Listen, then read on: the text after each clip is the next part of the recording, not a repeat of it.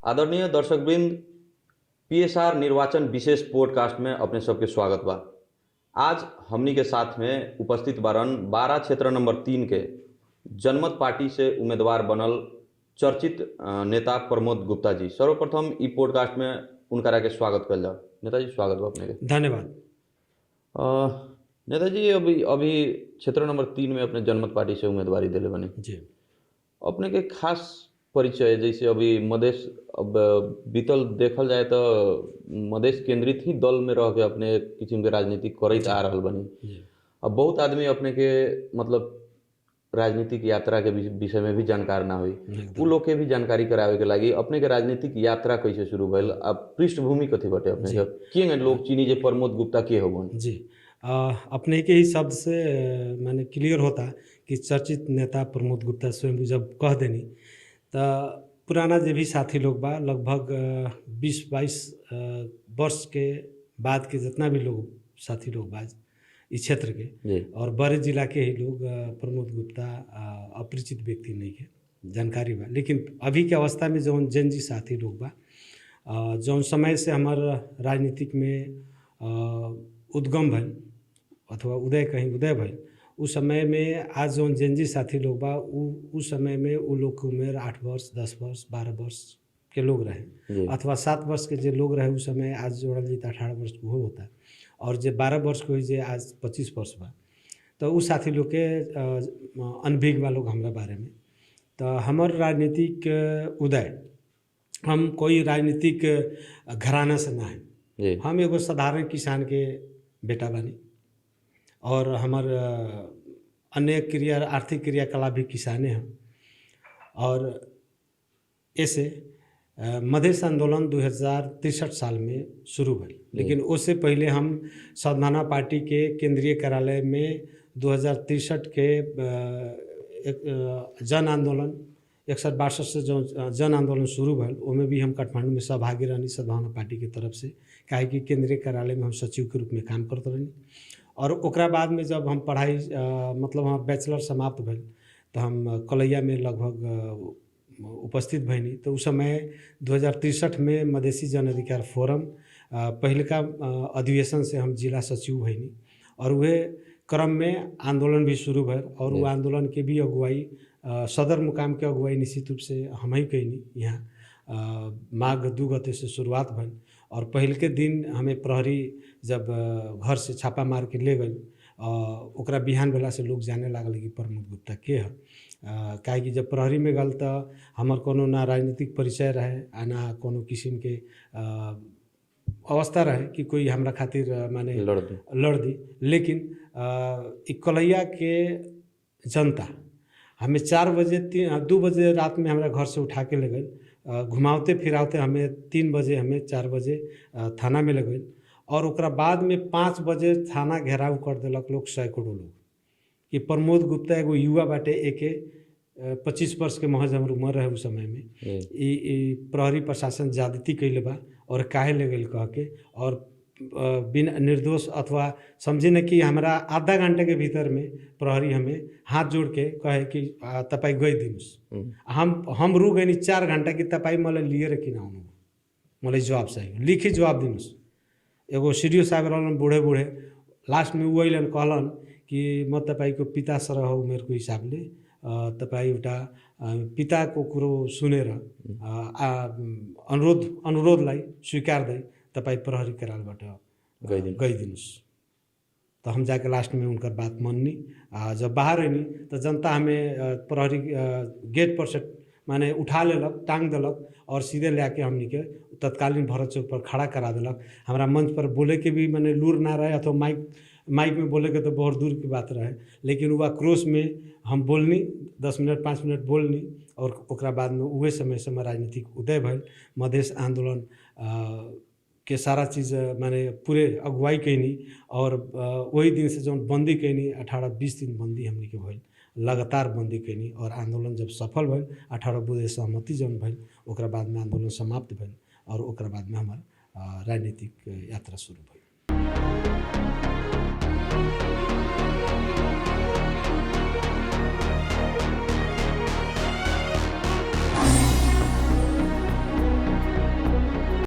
अच्छा, देखल जाए तो 2064 साल में अपने संविधान सभा सदस्य के रूप में निर्वाचित भेल रहनी। जी ओकरा बाद भी जितना चुनाव भेल उतना चुनाव अपने लगभग लड़ल ही जी बनी। जी अब हरेक चुनाव में अपने उम्मीदवारी ही जी बनी। जी ई खास कारण का है, काहे लागी मतलब हरेक चुनाव में अपने के उम्मीदवारी काहे ला दिया? जी पहिलका ऐसे बीतल 2 गो प्रतिनिधि सभा के चुनाव में हम सहभागी नहीं के स्थानीय चुनाव में गईनी। जी। एकर कारण बा बहुत लोग ना बुझेला। जैसे कि हम विषय वस्तु जोड़े के चाहें कि कलैया उप महानगर पालिका ऐसे ही ना बनल, बहुत लोग के जानकारी नहीं है, ऐसे ही ना बनल। पहले नगर पालिका रहे। नगर पालिका रहे और 12 जिला में एगो उप महानगर पालिका बनावल गल। जीतपुर गांव से। पालिका रहे ओके उप महानगर पालिका बनावल गल। अपने के जीतपुर जीतपुर सिमरा सिमरा। गांव पालिका रहे, लेकिन ओके उप महानगर नगर पालिका ना सीधे उप महानगर उप महानगर पालिका में परिणत कैल। लेकिन 2036 साल से जो नगर पालिका स्थापित बा कलैया, इतना पुरान नगर पालिका एक उप महानगर पालिका ना बनावल गल। तो एकर आंदोलन शुरू कैनी हम, सारा साथी लोग के जोड़ने, उद्योग वाणिज्य संघ के निहरा भाती कैनी, वो लोग आंदोलन में शरीक भइल लोग। और उतने ना हम उस समय के कथी कहल जाला, जितना भी नेता लोग रहे उस सब लोग के हम बोके काठमांडू तक ले पुगनी और अब बंदी कैनी। यहाँ तक कि अपने के मीडिया के कांतिपुर के गाड़ी भी लोग जरैलक चौक पर, काहे कि हमने के आंदोलन के माने कवरेज नहीं के करत। बहुत लोग भोर पर आ गई बा, लेकिन उस चीज़ याद बा हमने के। इतना बड़ा आंदोलन, छोट मोट आंदोलन ना रहे, एगो मधेश आंदोलन के माने बहुत बड़ा एगो हिस्सा भी रहे। तो वो भी सफल करैनी सब, उप महानगर पालिका हमने के थपोइनी सब। अब ऐसे चुनाव के जो बात करनी, हर एक चुनाव अपने लड़ जाता नहीं, तेकर कारण बा जब उप महानगर पालिका नामाकरण जब करवैनी तो स्थानीय निर्वाचन लगते आई। ओकरा बाद में हम नेता के रूप में मधेसी नेता के रूप में मधेसी दल के नेता के रूप में प्रमोद गुप्ता बाहे के यहाँ कोई ना रहे।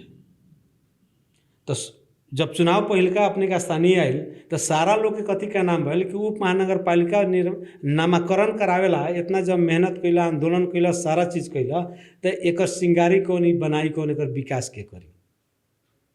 ऐसे तोरा यहाँ आवे के पड़ी मेयर के रूप में, तब वही जाके बने सकी, काहे कि तू नाम से तोहर मर्म जुटल बाटे, एक कारण से तोरा आवे के पड़ी। एक कारण से हम ओमे हाम फलनी और हमरा सामने दिग्गज लोग खड़ा भइल। बड़ा पार्टी ऐसा ही बा कांग्रेस, संगठित पार्टी है माले बड़ा पार्टी हिलई रहे, आ में भी दिग्गज लोग आए, माने अपने के राजेश राय जी अलन कोल्ड स्टोर माने घराना से, राजनीतिक पृष्ठभूमि से, कांग्रेस के इतना बड़का संजाल। ओकरा बाद में एमाले से विनोद शाह, यहाँ के चर्चित व्यक्ति, उद्योग वाणिज्य संघ के लगातार 8 वर्ष रहल माने अध्यक्ष जैसन व्यक्ति, वो अलन। अब वो लोग के सामने ना हम पैसा में बानी, ना लोग के संपर्क में उतना बानी, ना बड़ा पार्टी से बानी, फिर भी चुनाव हमरा लड़े के पड़ल। उम्र के हिसाब से जब चुनाव लड़नी तो वो लोग से हम हरनी कितना से। महत्व बात यहाँ बा, लोग ये बात ना बुझेला, ना हमरा लगे पैसा रहे, ना कोनो किस्म के बैकग्राउंड पछाड़ी से माने धकेले वाला लोग और ही नेता लोग हमरा संगे रहे, सिंगल हम रहनी और युवा सब के माने सहयोग रहे। वो अवस्था में हम वो लोग से महज 800-1100 वोट से हरनी, 900 और 1100 वोट से हरनी, बिना पैसा से। लेकिन वो लोग के तो करोड़ रुपया खर्चा भइल होई नु, हम भइल बा कह के ना कहते, भइल होई नु कहतनी। तो ऐसे हम जनता हमें नहीं रुचैली, ऐसा बात नहीं है, उस समय भी जनता रुचैले बा। और ओकरा बाद में अब तो हम स्थानीय में आयला के बाद में अब सांसद के प्रतिनिधि सभा के निर्वाचन आयल तो उनमें हम सहभागी के लखा हुए। फिर भी जनता कहे उस समय में कि ना अपने लड़ी तो मुझे कितना लड़ा जाओ, छोड़ी और साथी लोग के आगाड़ी मौका देवे के चाहिए। मौका हम साथी लोग के देनी। उस समय में राम बाबू जी अलन, भारत जी अनी वहाँ के, और दोनों आदमी जीतल लोग साथे हमनी के बहनी और ही मजबूत, हमनी के उस समय बहनी से हमनी के चुनाव जीतल लोग। ओकरा बाद में फिर निर्वाचन स्थानीय में भी हमरा जाए के पड़ल। तो हमनी के गठबंधन के समय रहे, गठबंधन कैनी से कांग्रेस बाहे के हम मेयर के माने उम्मीदवार भैनी, उप मेयर में माओवादी के साथी माने उम्मीदवार भैलन। वो हिसाब से हमने के आगे बढ़ैनी। लेकिन उपेंद्र जी एगो अब के निगेटिव पॉजिटिव जथी कहीं, लेकिन उस चीज़ के हम निगेटिव लेनी। उपेंद्र जी हमें ज़बरदस्ती में धकेलन कि कांग्रेस संगे कि पार्टी के प्रतिनिधि वहाँ करे के पड़ी। हमने के उप मेयर मिला था, उप मेयर ना हम मेयर कह के, ये पार्टी के निर्देशन बा। पार्टी भीतर त भाई बस्नु भएको छ भने पार्टी को निर्देशन मान्नु पर्छ, सिस्टम तो हुए हमरो माने के पड़ी। फिर भी वो चुनाव तो लड़े के लड़ने, लेकिन आज तक हम स्वीकार्य नहीं कि गलती हम कैले बानी। कोई लोग कहला कि गलती कैले बानी, ना हम गलती कैले बानी हम स्वीकार तनी, अपने कथी कहें, हमरा लड़े के ना चाही। ठीक बा, अन्य जगह होखेला, यूरोपियन कंट्री में प्रधानमंत्री जैसन लोग वार्ड में लोग लड़ेला, राष्ट्रपति जैसन लोग वार्ड में लड़ेला, तो खैर ओकर रहन सहन, ओकर सामाजिक अवस्था अवधारणा अलग चीज़ बाटे, हमनी के अलग किस्म से बा। यहाँ तक कि लोग यहाँ देख लेवेला कि भाई जे सांसद मेयर जीत गल तो ओकरा व्यापार भी ना करे के चाहिए, वो अवस्था बा। फिर भी हमनी के परिवर्तन करे के चाहिए। हम सांसद होके भी हम व्यापार भी हम शुरू कैनी, काहे कि जीवन यापन करेला चाही नु, तो ये सब चीज़ बा। और ओकरा बाद में हम क्लियर हो गए कि ना अब हम स्थानीय राजनीतिक में ना जाए, काहे कि स्थानीय राजनीतिक में लास्ट उप मेयर के भी निर्वाचन में लोग हमें तो वोट दिले बा, 25,000 हम वोट ले बानी, 5-7 हज़ार वोट जरल बा। मेयर उपमेयर में माने कांग्रेसों के उपमेयर ना रहे, वो में मरलक लोग। हमने के जसपा के अपने के मेयर ना रहे, वो में लोग मरलक। तो 5-7 हज़ार तो वोट जरल बा। ऐसे ही जमा महज 9 से शहरनी हम उस समय में भी 19,000 लोग बाहर मत आई। तो ऐसे जनता अगर ना रुचैले रही प्रमोद गुप्ता के, तो हम तो आज भी कहनी कि आज चुनाव लड़तनी। अगर जनता के इच्छा हो कि ना व्यक्ति बहुत चुनाव लड़ गए यार, बेकार भाई आदमी मानसे सही ना खत्म छ, तो भाई हमें एथी हटा ना कथी कहल जाला, चुनाव में कम मत ले आवल जाला, तो ना कहल जाला कि जमानत जब्त। तो हम इतना अनुरोध करें कि भाई जमानत जब्त हमें कर दिया कि हम राजनीतिक से दूर हो जाइए, अपन काम धंधा में लागी, बाल बच्चा में लागी। लेकिन अवस्था वो नहीं खेलो कर। अवस्था ई बा कि 2064 फेरू आज 2082 दोहराई जैसा आगत। तो ऐसे चुनाव और साथी लोग अभी के परिस्थिति में ये क्लियर हो जाए कि स्थानीय निर्वाचन में प्रमोद गुप्ता अब ना जी, और ये अवस्था में भी हम ना चुनाव लड़त रहे। पार्टी कितनो जोर लगाएंगे ना चुनाव ना लड़ेंगे, बहुत होगा। हम सामाजिक आंदोलन में रहें, सामाजिक आंदोलन से हम हृदय भी भइल बा, सामाजिक बरू संघर्ष में रहें। लेकिन अब चुनाव नो चुनाव सहयोग करें साथी लोग के, लेकिन ना। लेकिन जनता कथी कहता, सर साथी जनता मानू कथी, अपने शुभेच्छुक लोग, सर साथी लोग, वो लोग कथी कहता कि प्रमोद गुप्ता अपने के काम कथी है, समाज सेवा राजनीति। तो किसान यदि कहे कि ऐसो छोड़ देता नहीं, ऐसो ना हुई तो किसानी कल छोड़ देता नहीं, तो किसान के जीवन रही कि का हो। तो हम कहे के अर्थ तो अपने के कामे है राजनीतिक, आ राजनीतिक में चुनाव न होखेला। चुनाव अपने ना लड़े तो राजनीति क्या ला करें, चुनाव बड़े तो लड़े, परिहारी जीती तो अपना जगह पर बा। तो एक कारण से इस समय में भी हम चुनाव में आइल बनी, और जनता से, युवा से सहयोग भी मिल रहा बा, खुल के सहयोग मिल रहा बा। अच्छा, अपने पर आरोप भी लागेला हरदम कि मतलब अपने एगो जब निर्वाचन आवेला ना तब मात्र जनता में जाइने, ओकर बाद भेटे ना करी ना जनता सबसे। स्वाभाविक बा। एगो चीज़ कथी बा कि अपने लगातार 3 बेर चुनाव हारल बनी, साधारण बात नहीं। आज हमार घर दुआर सारा लोग राजनीतिक से बहुत लोग बनैले हो, बहुत लोग के बात सबके नहीं कह, काहे कि 100 गो में 10 आदमी बनैले हो, 90 गो लोग बर्बादे रहेला, उनमें 90 गो में हमू पड़ी नहीं। आज अपने लोगन पता लगा ले हम कि हमार घर दुआर आज बैंक नीलामी में बा। बहुत लोग के जानकारी ना हो तो हमको जानकारी, बैंकों के जानकारी कराए थे। राष्ट्रीय वाणिज्य बैंक में अब कुछ देर में नीलामी निकली, बहुत लोग फॉर्म भी भरी कि हमारे घर किने के हिसाब से नीलामी सरकारी के हिसाब से, खैर वो अलग पाठ है। तो राजनीतिक में हम बर्बाद भइल व्यक्ति, आर्थिक रूप से घर जगह पुरखौली संपत्ति सारा चीज़ बर्बाद अवस्था में बानी राजनीतिक में। लेकिन बहुत लोग यहाँ बैठे कि हमारे घर काठमांडू में किन ले बा, लेकिन आज तक हम पूछे नहीं कि साथी भाई अगर जानकारी बा तो घर बता दी, कम से कम पेंटो पोचारा तो देखी कैसन बात बा, खराब बा तो पेंटो पोचारा कर दी। तो जब ये चुनाव जीत रहे उस समय में भी हालत चल रहे ये बात, लेकिन वो बात ना लगभग लोग जान गए, 20 वर्ष के अवस्था में लोग जानते बा।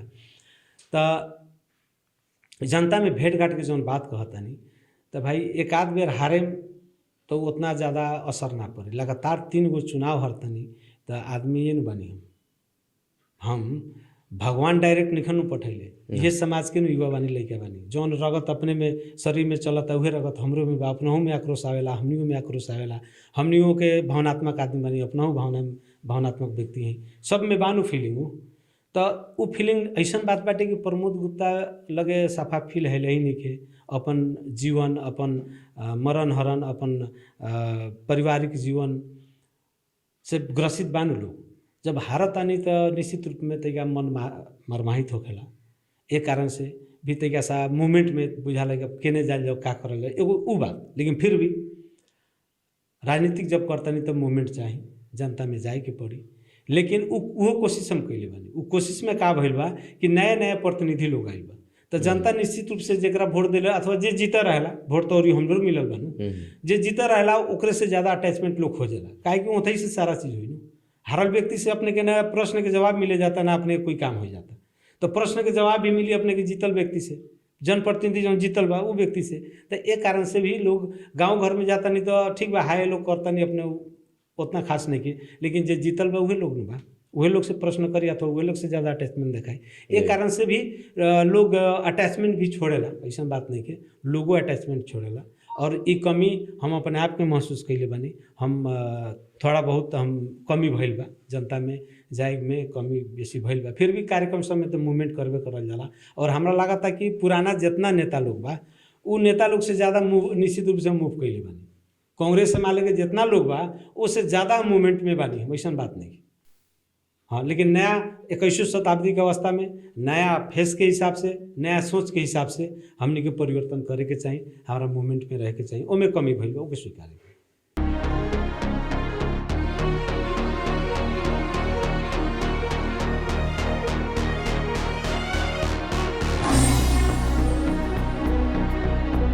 अच्छा, अपने अभी तो मतलब जनमत पार्टी से चुनाव लड़ रही बनी, खास में अब इससे पहले अपने मतलब जसपा में रही, जब जसपा में बहुत दिन से लगली अपने काहे एकाएक काहे मतलब पार्टी परिवर्तन काहे भे गेल? हाँ, पार्टी परिवर्तन के कारण सिर्फ उपेंद्र जी बा। जब जब हम चुनाव लड़नी, पार्टी के अगुआ बाड़न, पार्टी के नेता बाड़न, पार्टी के अध्यक्ष बाड़न, और पार्टी के साथी लोग अगर हमारा चुनाव में बदमाशी करता और उस चीज़ की रिपोर्ट करता नहीं तो उनका कोई मतलब नहीं रहा। एगो बात हो। दोसर बात कथी कि एगो घटना हम सुनावे के चाहे और सारा लोग के मालूम बा, राजनीतिक व्यक्ति लोग के मालूम बा। अपने के सोरहू पालिका के हम अध्यक्ष लोग के और उद्योग वाणिज्य संघ के तत्कालीन अध्यक्ष विनोद साहब भी जो मेयर बाड़न उनका लगायत के और चारू क्षेत्र के सांसद और विधायक लोग के हम लेके गए रहनी काठमांडू। कौन चीज़ ला? तो जब यहाँ से सदर मुकाम उठत रहे और हमने की ये का नाम रहे कि 12 जिला के सेंटर है कलैया, और सेंटर में बहुत निमन जगह बा सदर मुकाम। ऐसे यहाँ के सारे के ना हुई जो राज्य नीति बना दिले रहे एक ले जाए के अपने के सिमरा ले जाए के। तो ओकर आंदोलन शुरुआत कैनी, ओकर अध्यक्ष भी हमें भैनी, हमरे बनैलक लोग। और सोरहू पालिका के और सभी जनप्रतिनिधि, सांसद, विधायक सभी लोग के हम लेके जब काठमांडू गए, सभी अध्यक्ष लगे, शेर बहादुर देवा से मिली, केपी ओली से मिलनी से प्रधानमंत्री रहती केपी ओली जी रहलन, और हमार अध्यक्ष उस समय के उपेंद्र जी रहलन जौन स्वास्थ्य मंत्री रहलन। जब उनका कार्यालय में एगो तो टाइम ना देते रहलन, जब टाइम दिलन, जब भेंट करे गई और जब ज्ञापन पत्र बुझैनी हमनी के, तब प्रश्न कैलन सभी के सामने। अपन पार्टी लगे कहते तो कोनो बात ना रहे, लेकिन अन्य पार्टी के जहाँ नेता लोग बा, मेयर लोग बा, सांसद लोग बा, उनका सामने कथी कहता रहे, प्रमोद जी आप अभी तक किसी पार्टी में हैं? खैर ओती खाने उस समय में हम हंस के उड़वैनी, बाकी लोग भी हंस के उड़वैलक, लेकिन वो कितना दिल में टच कैले हुई एगो राजनीति करेला व्यक्ति से, ओके हम दबा के रखनी। फिर भी हम चली हटाई, नेता बना कोनो बात नहीं है। यहाँ तक उनका निर्वाचन तक में हम यहाँ के सहयोग करनी, अपने के 2 नंबर क्षेत्र में माने हम पारस जी, आत्माराम जी, सभी कोई हमने के सहयोग करनी सब, अन्य समुदाय से भी होके पार्टी में रहनी सब। लेकिन जब वो अलन अपने के कलैया चुनाव जीतला के बाद में, तो एगो कार्यक्रम में अपने के बोलले बाड़न मीडिया में, आज भी ओकर रिकॉर्डेड बा। तत्कालीन अपने के मुख्यमंत्री लाल बाबू राउत गद्दी जी कि प्रमोद गुप्ता पर अध्यक्ष जी पहले ही कह रहे थे कि इस पर विश्वास करना उचित नहीं होगा, विश्वासी लोग व्यक्ति अथवा विश्वास किया नहीं जा सकता इस पर। तो हम अध्यक्ष जी के कहीं कि नहीं ठीक है, या है वह है करके, तो वो व्यक्ति संगे बाद में हमारा समझ आयल, जौन व्यक्ति हमारा पर शुरू से विश्वास नहीं के, मधेश आंदोलन ने हमर नेतृत्व में सारा चीज़ आज तक उपेंद्र जी के विरोध में कोनो गतिविधि ना क्रियाकलाप ना कोई मंत्री ला उनका से हम झगड़नी, ना कुछ ना कोनो पद ला ना झगड़नी। और व्यक्ति हमारे पर माने कोनो व्यक्ति से अगर टच करता ना उनका सामने माने मुख्यमंत्री पार्टी के उपाध्यक्ष बोलन मीडिया में कि प्रमोद गुप्ता पर इनका विश्वास नहीं है, तब हम समझने कि ना अब इनका साथे रहल उचित ना है। और लोग जानकारी नहीं के कारण से लोग कहला कि काहे परिवर्तन कर देला। भाई जे रहेला ओकरे पता चलेला का वहाँ मान मर्यादा बा। आज मान प्रतिष्ठा खातिर मधेश के माने प्रतिष्ठा, मधेसी जनता के माने प्रतिष्ठा इज्जत खातिर हम इसके संघर्ष कैनी सर। और जौन पार्टी में बानी वहाँ उ पार्टी में हमारा मान प्रतिष्ठा ना मिली तो वहाँ रहे के मन करी। अथवा आज हम जौन पार्टी में बानी जनमत पार्टी में हमर बिहान यहाँ मान मर्दन होए लागे तो हम रह सके ना रह सकम। तो ई लोग भी बात बुझे के पड़ी। आज दूगो बेटा होके आ उनकर गार्जियन काहे अपने के कोनो कभी छोट बेटा में कोई रहेला, कोई बड़ा बेटा में रहेला, काहे रहेला जब अलग होखेला तो काहे कि उ व्यक्ति उ गार्जियन सोचेला कि हमर मान प्रतिष्ठा कौन ज़्यादा करता, हमर इज्जत वैल्यू कौन देता, छोट देता कि बड़ देता। तो जे ज़्यादा देवेला उ हिसाब से लोग मूव करेला। तो वही चीज़ बा अपने के राजनीतिक में, जहाँ अपने बाने वहाँ मान प्रतिष्ठा नहीं मिलत तो वहाँ रहल तो बेवकूफ़ी है। तो ऐसे हम उनकर साथ छोड़नी। और बहुत कारण सब बाटे। अब राजनीतिक गतिविधि चाहे मधेश प्रदेश में जौन क्रियाकलाप भ्रष्टाचारी दुनिया जहाँ तो अपना जगह है बा, लेकिन इस सारा चीज़ के कारण से हम उनका साथ छोड़नी। लगातार 15 वर्ष रहनी, इस साधारण बात ना हो। लोग कहला कि हेने होने, हम तो 15 वर्ष उनका संगे भी देनी ना। और जेंगे गैलन वही हिसाब से तो हम भी मूवमेंट कैले बानी। लोग कहला पार्टी परिवर्तन, भाई पार्टी परिवर्तन कहाँ बा? हम कांग्रेस में गइल बानी, माओवादी में गइल बानी, एमाले में गइल बानी, रापरापा में गइल बानी। पार्टी बने को इनो हम तो मधेसी दल में बानी। जौन मधेसी एजेंडा उपेंद्र जी के बा उहे मधेसी एजेंडा अपने के सिख बरकू उनकरा से का सप्रष्ट हिसाब से सीखे रहत के बा। क्लियर कट स्वायत्ता चाहिए मधेश के, वो में बानी हम। तो ऐसे मधेश के राजनीतिक से हम अलग नहीं की। मधेसी जनता के हक अधिकार मांग प्रतिष्ठा के जहाँ बात आई प्रमोद गुप्ता निश्चित रूप से वहाँ खड़ा रही। अपने मतलब कहता नहीं मधेश मधेश हरदम ना, तो यहाँ मधेश बनावे के बटे कि देश बनावे के बटे? यहाँ अभी के जौन जनरेशन के जौन आंदोलन भइल का, जौन परिवर्तन के लागी आंदोलन भइल का, अभी जेनजी पूछता के आंदोलन के कारण मतलब एगो देश निर्वाचन में गेल बटे ना। अब देश बनावे के बात हो रहा बा, अपने खाली मधेश के 8 गो जिला बनावे लागी बात कर रहा बनी, ये से हो जाए? देश तो बनैले बड़न पृथ्वी नारायण साहब 22-24 राज्य जो रहे तो देश तो उस समय बन चुकल बन। लेकिन देश में जो विविधता बा उ विविधता के हिसाब से उ विविधता के समेट के अभी तक देश नहीं बन सकल। ओमे हमनी के मधेश उपेक्षित बा। 48% जनसंख्या उगटे वाला मधेश आज 8 जिला में हमनी के सीमित हो गई बा। पश्चिम के जिला सबके अवस्था का बा, वहाँ मधेसी जनता के अवस्था का बा, आज उ लोग अल्पसंख्यक अवस्था में हो गई बा। 2 गो जिला अपने के पूरब में झापा सुनसरी मोरंग 3 गो जिला उपेक्षित हो गई बा, वहाँ मधेसी जनता के अवस्था का बा। तो ऐसे उपेक्षित बा। एक कारण से मधेश के ज़्यादा हम बात ऐसे करेंगे कि जौन समुदाय जौन वर्ग की उपेक्षा कइल बा राज्य से, आज से ना पृथ्वी नारायण शाह के पाला से ई अपने के नेपाल ना रहे मधेश क्षेत्र। लेकिन पृथ्वी नारायण शाह जब जोड़ले हुई हन, कितना लोग के हत्या भइल हुई। आखिर राज्य जब बनावल जाला तो सही तो नानू कोई समेट ले लो, जरूर आंदोलन भइल, आंदोलन ना माने जरूर ऊपर कार्रवाई भइल हुई। तो सैनिक तो पृथ्वी नारायण शाह जी लगे रहे। तो सैनिकरण जब कैलन, जब जोड़लन, जब जनता भी जुटल तो जनता के तो बराबर अधिकार देवे के सही। तो ना राजा के पाला में मिलल। यहाँ तक कि अपने के हाईवे जब बनल तो हाईवे कहाँ बनेला, जहाँ घना बस्ती रहला वहाँ से न गुजर जाला। तो जंगल के विनाश करके राजा महेंद्र बनैलन। ऊपर भी लोग कहला देखा हाईवे बनैले बा राजा महेंद्र हाईवे नहीं खन बनैले, मधेश के उपेक्षा करके मधेश के दावे खातिर हाईवे बनावल गइल बा। ये लोग ना बुझेला।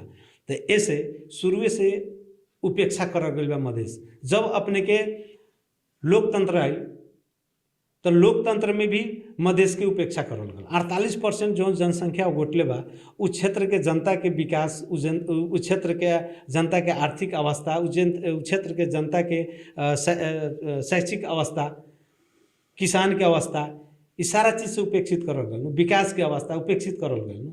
अब नु अपने के लौका था थोड़ा सा शिक्षा में अथवा अपने के विकास में, जब अपने के प्रदेश बनल तो अपने गांव में अपने के रोड बनता, नाला बनता, अपने ग्रेवल भइल, पिच भइल, ढलान भइल।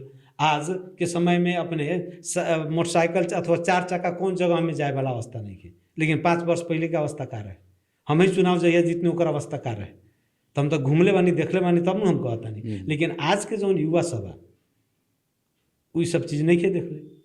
काठमांडू में हमने के मधेसी धोती भैया और ई शब्द हम अपशब्द ना कहें, उ सबके जानकारी बा। बाहेक हमने के मधेसी के परिचय का रहे, माने हमने के हेठौड़ा अथवा पथलैया हेलते मधेसी के परिचय का रहे, भैया बाहेक तो दोसर परिचय ना रहे न। लेकिन मधेश आंदोलन भइल तब न आज जेनजी जौन युवा बाटे ओकरा बुझाता कि नेपाल नेपाल कहता। आज वो लोग काहे कि हेपाई नहीं खे, अपने के कोनो वेशभूषा में बानी तो अपने के हेपत भैया नहीं के कहल जात, एक कारण से बुझाता कि तो हमी नेपाल हो, लेकिन वो अवस्था तो नहीं खे। आज बालन शाह के बात करता नहीं, हम नहीं की कहत, हम बहुत बड़का फैन भी है उनकर, हमारे विपक्षी हों लेकिन फैन है, आवश्यकता भाई बालन शाह के अपने के प्रधानमंत्री बने के, लेकिन उनकर कमी कमजोरी नहीं के, सही तो बात नहीं के। आज हम देखता नहीं, मीडिया में ही देखता नहीं, जहिया संविधान जारी भल हमने की गोली खात रहे, हमने के एतही कि युवा शहीद होत रहे, वो अवस्था में बालन साहब पोस्टर में लिखले बाड़न मधेश के विरुद्ध में, ओकर जवाब उनका देवे को ही कि ना। आज मधेश के छावड़ा हो गए, आज मधेश के बेटा बनता रहन तो ओकर भी उनका जवाब देवे के पड़ी अथवा माफी मांगे के चाहिए कि हम युवा अवस्था में रहनी, काठमांडू में पढ़ल लिखल रहनी, हमारा मधेश के बारे में जानकारी ना रहे, एक कारण से उस समय में हमरा से जौन चीज़ गलत भइल बाटे ओकरा खातिर माफ़ी मांगतानी, तब जाके मधेश के छावड़ा कहियन, मधेश के बेटा कहियन। अभी मधेश के बेटा लायक नहीं खन, काहे कि मधेश के उपेक्षा कैले बन।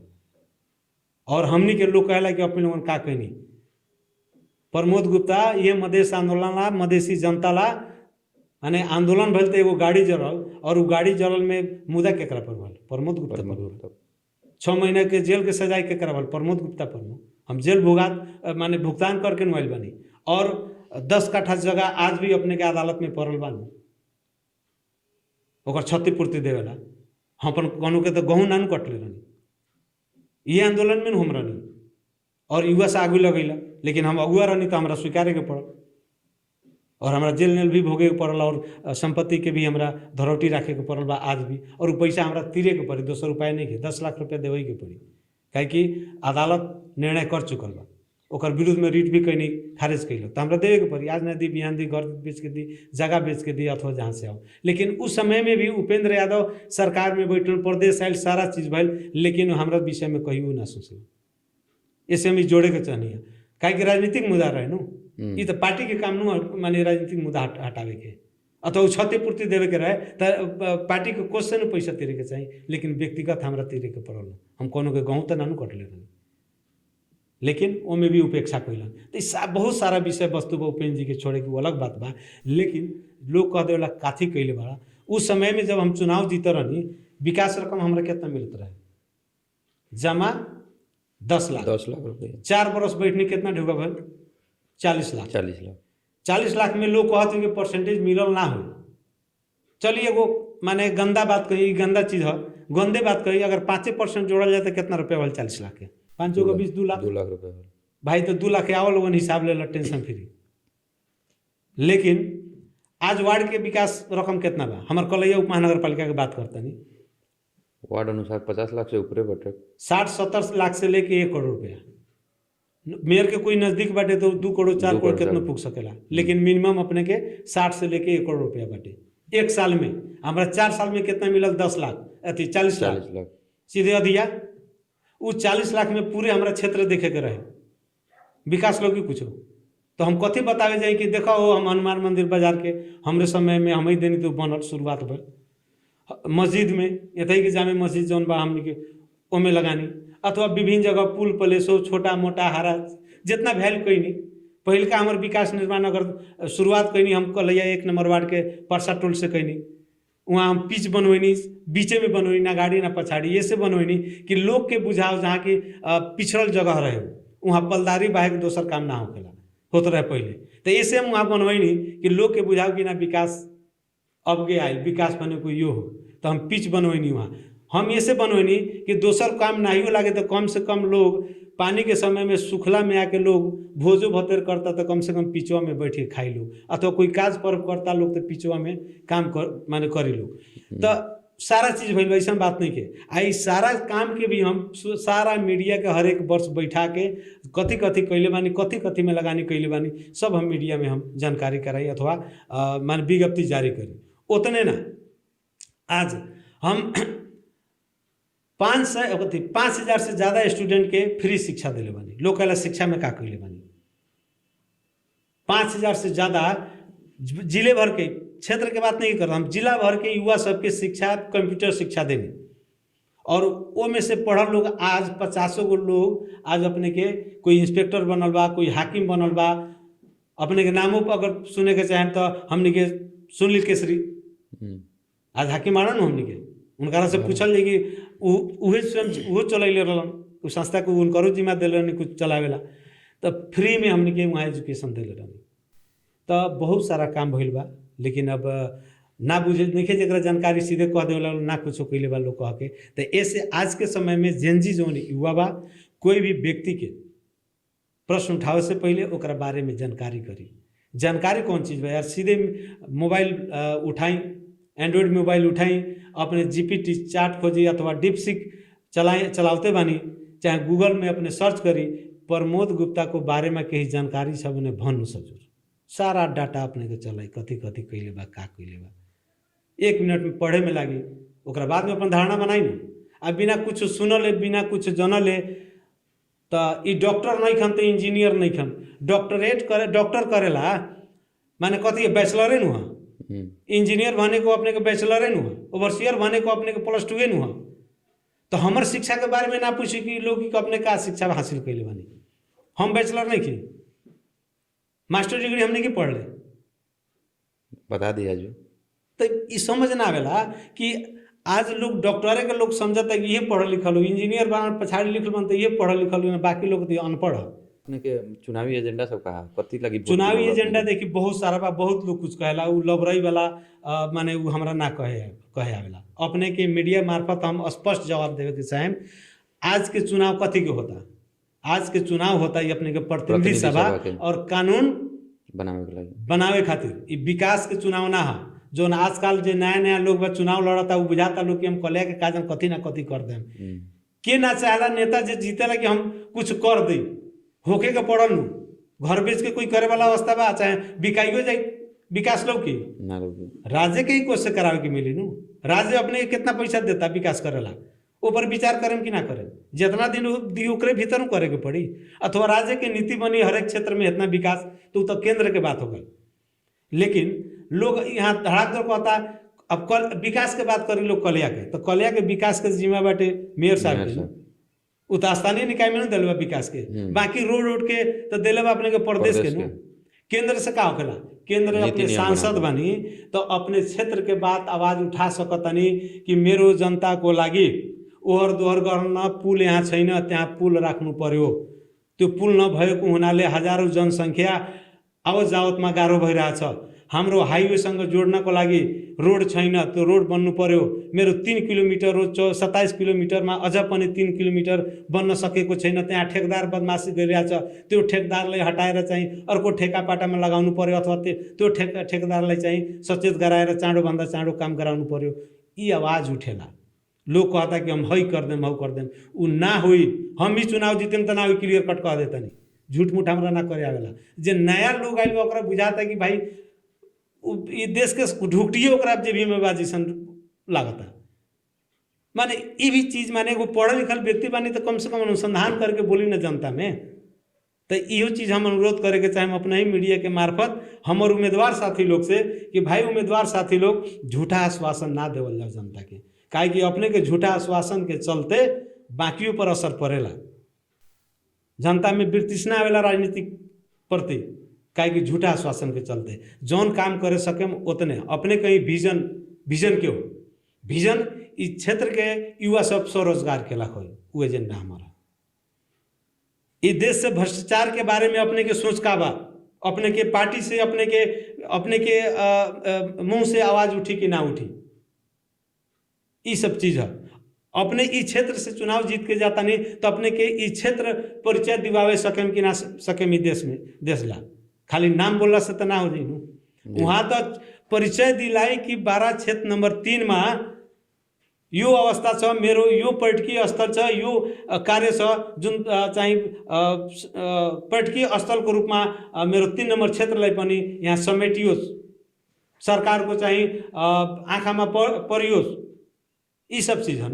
तो ऐसे हमारे एजेंडा के बाद जौन कहनी है, पहल का एजेंडा हमर संसदीय कोष जौन भी मिली 2 करोड़ 4 करोड़, जैसे हमारा समय में 10 लाख मिलत रहे, आज 7 करोड़ 5 करोड़ भी मिलल बानू। जी प्रश्न के जवाब तो विगत के प्रतिनिधि लोग से पूछे के पड़ी। फॉर्मूला मंसूर जी भैलन, राम बाबू जी भैलन, चाहे ज्वाला शाह जी भैलन, उ लोग 3 करोड़ 4 करोड़ 5 करोड़ 7 करोड़ चलैले बा। 5 साल में उ लोग 25 करोड़ 30 करोड़ चलैले बा। उ लोग के न देखावे के पड़ल कि हम कथी कथी कैनी ना कैनी। हमर 40 लाख में का खोजी लोग का हम बतावे सके। नंबर 1, ऐसे एजेंडा के संदर्भ में हम ये कहें कि बेरोजगारी समस्या के हल के ला कर सकें।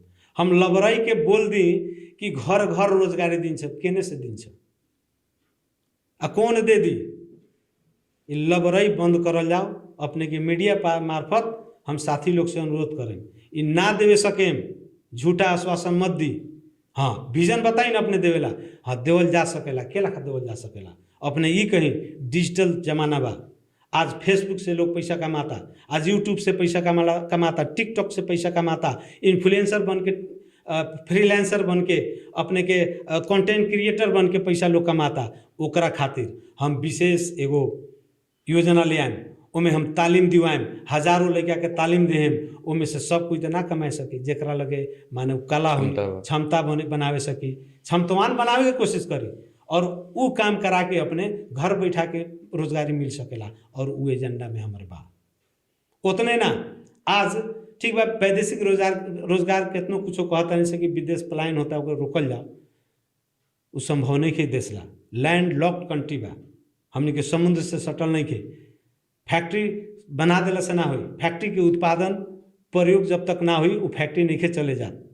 ऐसे प्रयोग करावे खातिर अपने के जब तक निर्यात ना हुई, अपने के वस्तु जब तक उत्पादित निर्यात ना हो सकी तब तक फैक्ट्री नहीं के संचालन हो जात। तो एकरा खातिर निर्यात करे खातिर समुद्री इलाका चाहिए, समुद्री जगह चाहिए जौन हमने के नहीं के। एकरा खातिर हमने के कलकत्ता बंदरगाह बा, वहाँ पठावे के पड़ी और जौन देश में जाई ओकर खर्चा। ऐसे ट्रांसपोर्टेशन खर्च के चलते कोई फैक्ट्री यहाँ ना होकेला। जैसे हम अपने के बताओ तनी यहाँ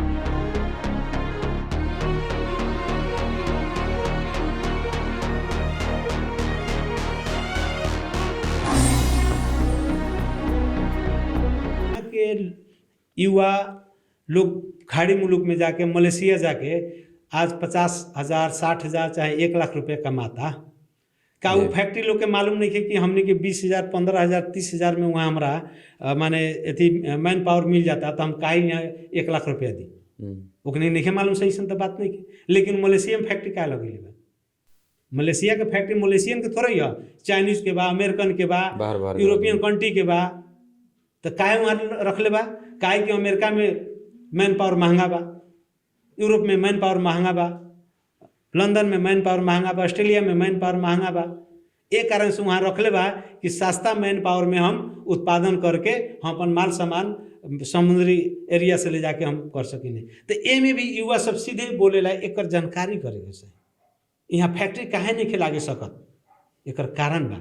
कौन देश ना चाहे कि हमारे देश में फैक्ट्री हो? हमने की जाई नहीं तो सिमरे में बाटे, हमने के जिला में बानू, यहाँ जोन बनैले बानी सन हमने के सेज तो बनैले बानी सन। उस सेज में तो सारा चीज़ फ्री बा, महीना कुछ तीरे पर अपने फैक्ट्री लगानी करी, फैक्ट्री माने वहाँ सेटअप करी, उत्पादन करी, उमें टैक्स सब बहुत सारा चीज़ फ्री बाटे। लेकिन काहे नहीं हो सकत? तो काहे कि उत्पादन हुई और ओके जब वितरण हुई तो महंगा पड़ी। ऐसे इस चीज़ के कारण से तो ऐसे हम कहनी कि अब अगर इस देश के मैन पावर महंगा से महंगा सैलरी कहाँ मिली? तो अभी यूरोपियन कंट्री बा। नेपाल खातिर बहुत अच्छा गंतव्य जगह यूरोप, लेकिन यूरोप में कैसन बा? यूरोप में अपने के खोजता कथी एक्सपीरियंस, कथी के एक्सपीरियंस? खेती बाड़ी के एक्सपीरियंस चाहिए लिखित, लेकिन हम लगी व्यवस्था नहीं है। माने केकरा मालूम नहीं कि घास काटे के लूर नहीं है, कि धान काटे के लूर नहीं है, धान उपजावे के लूर नहीं है, गेहूँ काटे के लूर नहीं है, स्याउ टीपी के लूर नहीं है, अथवा पैकिंग करे के लूर नहीं है, सब के लूर बा। लेकिन अपने लगे एक्सपीरियंस लेटर नहीं है। तो एक्सपीरियंस लेटर देवे खातिर भी और एक्सपीरियंस करा देवे के खातिर भी, जैसे हम संसदीय कोष से 50% युवा और विद्यार्थी में हम लगानी करतनी और एगो 150 200 500 युवा के जमघट करा के एगो हम संस्था खोल के गाये फार्म खोलतनी और 50-100 बीघा जमीन लेके हम ऊखी उत्पादन करतनी अथवा अन्य कैश क्रॉप करतनी।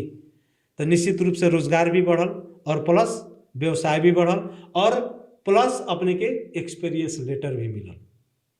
वो एक्सपीरियंस के लेटर के आधार पर सीजनल वीसा अपने के 6 महीना से लेकर 9 महीना के अपने के अभी न्यूजीलैंड निकल रहे अपने सर्च कर सकता नहीं। 6 महीना से लेकर 9 महीना उसमें अपने के 8-10 लाख रुपया मतलब 40-50 लाख रुपया कमा सकता नहीं 6 महीना में 9 महीना में। तो वो एक्सपीरियंस के आधार पर अपने विदेश जा सकता नहीं माने यूरोपियन कंट्री। तो वो रोजगार हमने के उस हिसाब से सृजना करे के पड़ी। ये हिसाब से हमार एजेंडा सब बनल बा।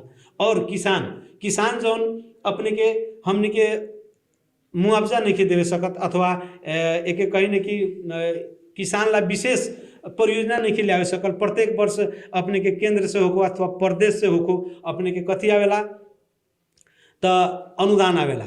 मोटर कभी आई, कभी ट्रैक्टर आई, बीज सब बीजन आई, लेकिन वो अपर्याप्त बा। तो के पर्याप्त कर देवे खातिर भी हमारे संसदीय कोष से कुछ रकम रख के माने नया प्रविधि सब किसान के भी दिलवावे खातिर ये सब हमने के काम करे के पड़ी। तब जाके किसान के उत्पादन हुई और उत्पादन के भी बाजारीकरण कर देवे खातिर भी कुछ व्यवस्थापन करे के पड़ी। काहे कि वो व्यवस्थापन ना भेला से जौने तौने भाव में यहाँ बेचे के पड़ेला बिचौलिया के मार्फत। तो कम से कम एगो वो भी व्यवस्थापन करे के सोच बा कि किसान सीधे ले लक और अच्छा दाम में अपने के बिक्री करके अपने के काठमांडू अथवा अन्य जिला में पठावे के भी काम हो सकता। तो ये सारा चीज़ अपने के एजेंडा हमारी बाटे। और विद्यार्थी जो बैचलर करता तो बैचलर करे वाला लड़का के यदि हम लैपटॉप देता नहीं तो ओकर उत्सुकता बढ़े न, पढ़े में भी ओकरा मन लगी अथवा मास्टर डिग्री करे तो शिक्षा में भी ऊर्जा देवे खातिर कम से कम उहो काम करल जा सकेला जौन हमारे एजेंडा में बा। तो ये सारा विषय वस्तु लेकर हमारे एजेंडा भी बा। और युवा ही लोग हमें इस जगह तक हमें ले ला। युवा के कारण से ही जगह तक अपने के मीडिया में भी अपने बोलता नहीं तो युवा के कारण है। और आज भी हम खड़ा बानी तो युवा के कारण से युवा लोग के हमारे सपोर्ट भी बा। ऐसा बात नहीं के अभी के जौन हालात दंगा बा वो अपना जगह ठीक बा, अपना जगह बा के कोनो दिक्कत नहीं के। लेकिन प्रमोद गुप्ता के नाम आवते युवा सब में एगो अलग जुनून होखेला। हाँ, जेनजी साथी लोग अभी जौन बाटे उ लोग पर एगो बहुत बड़ा प्रश्न भी बाटे। 12 क्षेत्र नंबर 3 एगो क्षेत्र बाकी रलख कि लिफ्टेड कैंडिडेट ना रलख। लेकिन ये जेनजी लोग के कारण से आज लिफ्टेड कैंडिडेट आइल बा। तो खबरदार ये क्षेत्रवासी के है। इस क्षेत्र में राजनीति करे वाला यहाँ के ही लोग के है। इस क्षेत्र अन्य जिला अन्य जगह से कोई आवता तो ओके अस्वीकार है, क्लियर कट। और जो स्वीकारता उ लोग से उ जेनजी होकर चाहे कोई भी व्यक्ति हो को स्वीकारता तो बिहान ऊपर प्रश्न खड़ा हुई। अपने के मीडिया के मार्फत हम क्लियर कट कहे के चाहें ई प्रयोगशाला जो बना रहा बा मधेश के, आज गगन थापा घर दुआर कहाँ आ चल सरलाई में काहे वहाँ कांग्रेस के कार्यकर्ता नहीं के जौन अपन जीवन यापन बिता दिलक, जवानी बिता दिलक, जवानी भर राजनीति कैल कांग्रेस में, लेकिन टिकट ओकरा नहीं मिलत। आ गल कौन तो केंद्र से कभी शेर बहादुर के नाम यो जिला से कैले रख लोग शेर बहादुर के साथ सिफारिश। ये बेहुदैपन है नु भाई। जे जौन राजनीतिक जौन व्यक्ति करता वो राजनीतिक साधारण बात है। गुड़िया माने गुड़िया के खेल दाल भात हमने के गांव घर में लड़का में खेल दाला भात है।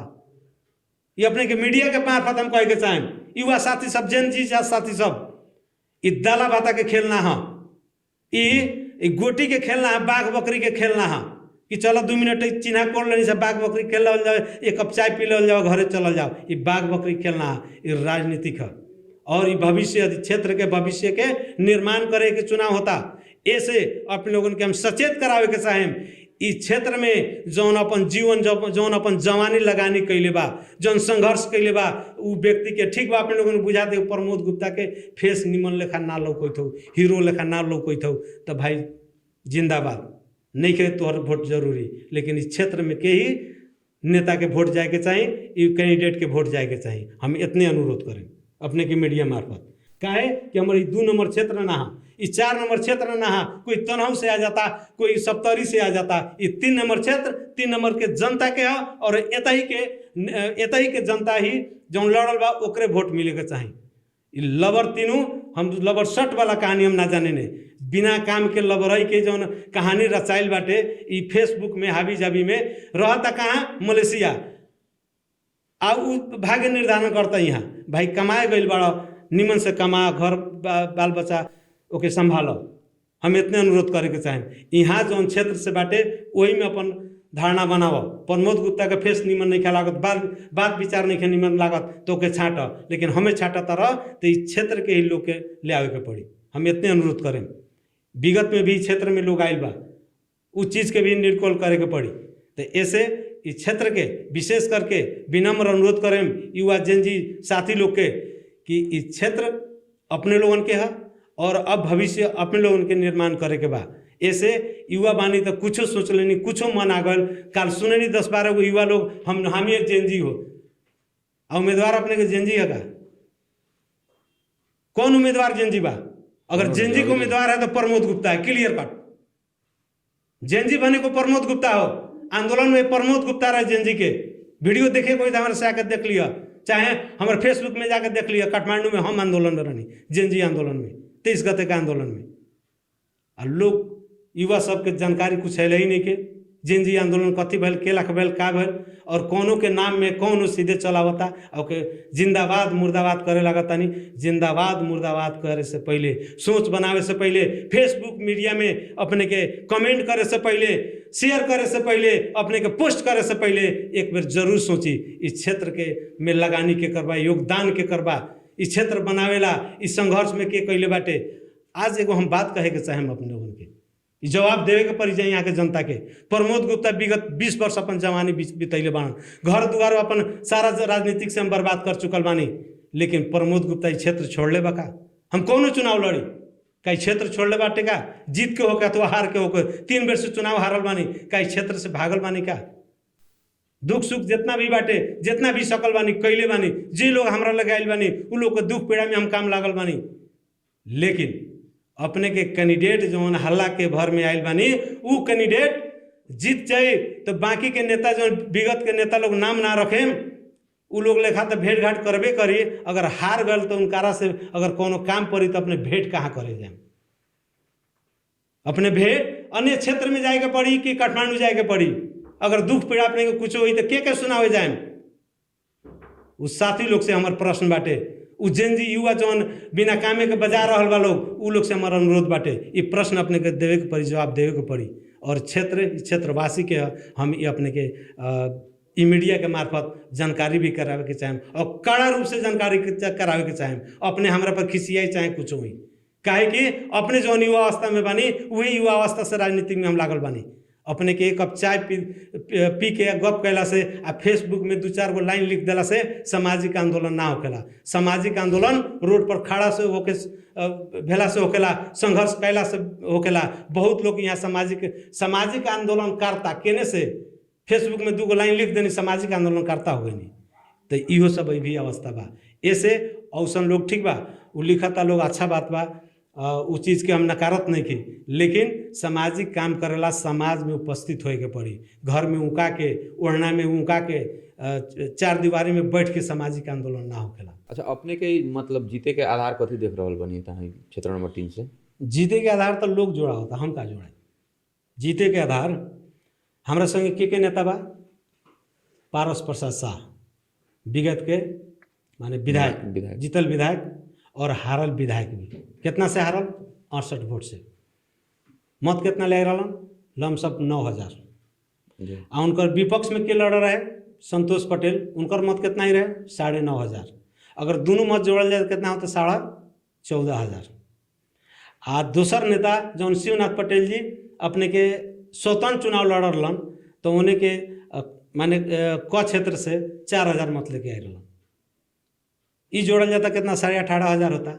अब प्रमोद गुप्ता जब स्वयं लड़ता तब प्रमोद गुप्ता लगे 200-400 वोट नहीं के उ टाइम के माहौल दोसर रहे अभी के माहौल दोसर बटे न ठीक बा ओकरो हम विश्लेषण करता नहीं तो 2-400-500 मत नहीं के तो निश्चित रूप से 20,000-22,000 तक मत बानू नंबर एगो आधार ही दूसर का आधार ली हमनी के 2 साल से घरे थोड़े बैठल बानी जनमत पार्टी के कौन वार्ड में गठन संगठन नहीं के वार्ड छोड़ दी कौन बूथ पर संगठन नहीं के, बूथो छोड़ दी, कौन टोल में संगठन नहीं के। हमार हर एक टोल में संगठन बा, 2 गो 4 गो 10 गो साथी हम अपने के मीडिया में बैठल बानी, लेकिन हमार प्रचार हर एक वार्ड हर एक टोल में हो रहा बा। तो वहाँ तक हमनी के गइल बानी सब, हमनी के धरातल के राजनीति करें से, हवा के राजनीति ना करें से। हवा में 10 गो आदमी फेसबुक लिख देला से लोग ना चुनाव जीते जाला। पहले भी हम भी हवा के राजनीति कैले बानी, ये कारण से हारल बानी। पहले का हमार देख ले, हम स्थानीय निर्वाचन में हम सभी उम्मीदवार से स्थानीय निर्वाचन में हम मजबूत रहनी। सोशल मीडिया में कोई हमें हारे के ना कहत रहे, सब में 100% आगे लोग सर्वेक्षण में, हमरा में 100%, हमरा से बहुत पछाड़ी लोग रहे सारा लोग, लेकिन चुनाव के रिजल्ट का रहे निगेटिव, 200 400 500 1000 से हारी। लेकिन आज के अवस्था में वो में हम नहीं गए, हम गइल बानी धरातल के राजनीतिक में। जनता से जब तक अपने नहीं जुड़त, जनता में अपने 2 गो 4 गो 10 गो लोग वार्ड में अपने को वोट मांगे वाला नहीं खे, तो वोट नहीं खे, क्लियर हो जाए। हवा में 2 4 10 गो लोग बा, ठीक बा, काठमांडू से लोग झरी, होली के समय बाटे, युवा सब जनजी आंदोलन एने ओने हावी जावी में झरी, तो वो हिसाब से वोट ना ली लोग, सही से बात नहीं के, हवा के भी वोट बा। लेकिन धरातल के राजनीतिक आज के हमार धरातल के राजनीतिक बा, जौन हर एक टोला गांव में बा। लोग कहेला कि भाई 8 गो वार्ड बा, उन्हें पहाड़ी वार्ड जीतपुर सिमरा के, उनमें वोट तो के लाखा पड़ी हो। तो बहुत जल्दी अपने लोगों के दिखा दे हम कि हमार पहाड़ी समुदाय अपने, आज भी कलिया के बात करता नहीं, मधेश आंदोलन करता, मध्य में प्रमोद गुप्ता ही एगो व्यक्ति बाड़न कि पहाड़ी समुदाय के भी वोट मिलेला हमरा, ये कलिया के बात करता नहीं। और आज भी देवे के तैयार बा लोग, दे रहल बा लोग। उतने ना, जौन 8 गो वार्ड में 3 गो वार्ड अपने के पूर्ण रूप से पहाड़ी समुदाय के बा, ओ में से हमनी के निश्चित रूप से हमनी के 2000 2500 हमनी के वोट ले रहल बानी सब, व्यक्तिगत परिचय के कारण से कहीं, अथवा जौन गठन संगठन बा ओकरा कारण से कहीं, ठीक बा। अपेक्षाकृत ज़्यादा ना हुई, अलग बात बा, लेकिन वहाँ से भी हमनी के मत मिल रहा बा 8 गो वार्ड से। तो इस सारा वार्ड के हिसाब से अगर जोड़ल जाए तो निश्चित रूप से हमने के चुनाव जीत गए चुकल बानी से। फिर भी राजनीतिक है, चुनाव बाकी बा, चुनाव में बहुत अभी हवा बयार सारा चीज चली। प्रमोद गुप्ता के तो अभी पॉजिटिव बात सब आई, निगेटिव भी बात सब आई। राजनीति करता नहीं बहुत सारा निगेटिव भी भैलो, ऐसा बात नहीं के कोनो लोग के रास्ता पैड़ा चलत हो कोई नमस्कार कैले ना, हमरा लोग नमस्कार नहीं के फर्क कैले, औसन को लोग के खींच बा। चुनाव में लोग निकाले लगता, अच्छा बात बा, कहे के चाही। तो सारा चीज़ के हम समेटम, हम जहिया चुनाव जितनी जिंदी रहनी, हमरो खाली माने उठपटांग सोच रहे, क्लियर कट युवा के तैयार रहेला। हम अनुभवी भी हो गए बानी, आज तक अपने के हम क्लियर कट कहें कि ई निर्वाचन हमरा से ज़्यादा संविधान के बारे में केकरा जानकारी। ई निर्वाचन के अगर कैंडिडेट के बारे में कहें तो संविधान सभा के निर्वाचित सांसद है, उतने ना और यो लोग बा। लेकिन हम एगो संविधान सभा के समिति मध्य में जनमत संकलन समिति के सभापति भी रही। तो संविधान के खाका, संविधान के विषय वस्तु, संविधान के प्रस्तावना, संविधान के धारा उपधारा जितना हमारा जानकारी बा अन्य साथी के ना हुई, कम हुई, ना हुई की बात नहीं कि कम हुई। आज वही चीज़ बा कि कौन उपधारा उपधारा से मधेश पिछड़ल बा, अथवा कौन धारा उपधारा के कारण से भ्रष्टाचारी के न्यूनीकरण नहीं के हो सकत, अथवा कौन धारा उपधारा बने नहीं के सकल एकरा कारण से भ्रष्टाचार नियंत्रण नहीं के हो सकत, और कौन धारा उपधारा के ना बनाला के कारण से यहाँ देश के युवा के रोजगार नहीं के मिले सकत, देश के युवा बेरोजगार बा। उ चीज़ जितना हमरा जानकारी बा अन्य साथी के कम हुई। और नया लोग के तो कहानी हमरे लिखा हुई जौन हम 2064 में जीता रहनी। तो इहो सारा विषय वस्तु बा।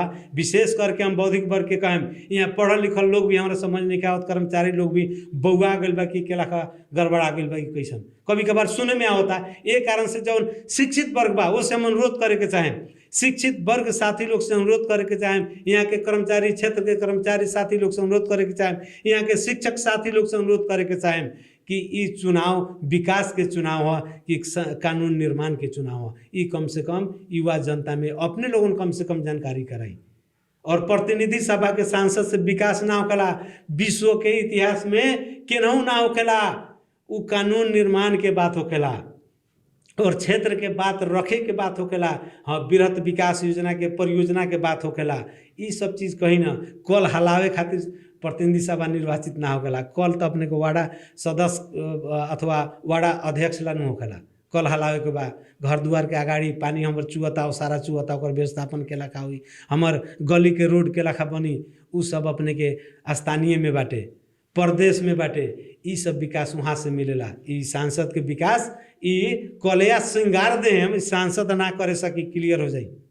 ई चीज़ अपने के मार्फत हम जानकारी के करावे के चाहें। यहाँ के शिक्षित वर्ग लोग के, शिक्षक लोग के कम से कम ये बुझाई लोगन गाँव घर में। अंत में मतलब 12 क्षेत्र नंबर 3 के जनता के कथी संदेश देवेला चाह रहल बानी? हम संदेश पहले भी दे चुकल बनी और आज भी देवे के चाहें। प्रमोद गुप्ता नया व्यक्ति नहीं खन, नया व्यक्ति के चिन्हेला टाइम लागेला, लेकिन प्रमोद गुप्ता 20 वर्ष अपन जवानी इस क्षेत्र में बितैले बा, जवानी गंवैले बा। हमरे संगे रह के बहुत लोग माने उस समय में व्यवसाय में लागल, आज अरबपति करोड़पति हो गए, लेकिन आज हम राजनीतिक कारण से हम भीख मांगा हो गए बानी। ओकरा खातिर हमरा नाम मत जिताई लोग, हमरा धनिक बने के नहीं के। राजनीतिक में लोग कोई सोच के जाला कि हमरा धनिक बने के बाद, तो वो चीज़ ना है। समाज सेवा विशुद्ध समाज सेवा, समाज सेवा जे करे लायक व्यक्ति बा ओकरे अपने लोगन आगे बढ़ाई। हम इतने अनुरोध करें मंथ में कि समाज से जो जुड़े सकी, इस समाज के जो दुख पीड़ा से जो समझे सकी, उहे व्यक्ति के प्रतिनिधि चुनी अपने लोगन। और समाज के पीड़ा और समाज इस समाज बने कोई मध्य प्रदेश मधेसी जनता के जौन पीड़ा कानून में जौन लिखवावे सकी, दोसर कुछ होना तो कम से कम सदन में जे जय मधेश कहे सकी, कम से कम उ व्यक्ति के अपने लोगन आगे बढ़ाई। इतने हम अनुरोध करे के चाहें इस क्षेत्र के जनता से। समय देनी ओकर लागी बहुत बहुत धन्यवाद। बहुत बहुत धन्यवाद अपने के भी, और अपने के इन निर्वाचन विशेष पॉडकास्ट में अपने हमें बुला के हमार बात जनता तक पुगावे की कोशिश करनी, ओकरा खातिर अपने के बहुत बहुत धन्यवाद। नमस्कार।